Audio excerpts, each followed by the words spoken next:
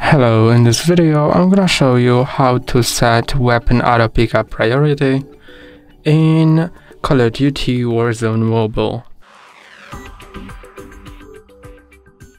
Click on Settings, then Controls, Gameplay, and now make sure that Automation preset is set to Custom, and now you can set the Weapon Autopickup Priority to either filtered on or unfiltered, and when it's set to filtered you can choose the priority like that.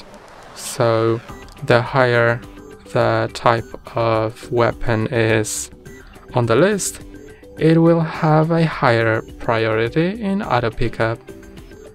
Then when you change it, click here to go back and click anywhere on the screen to exit settings.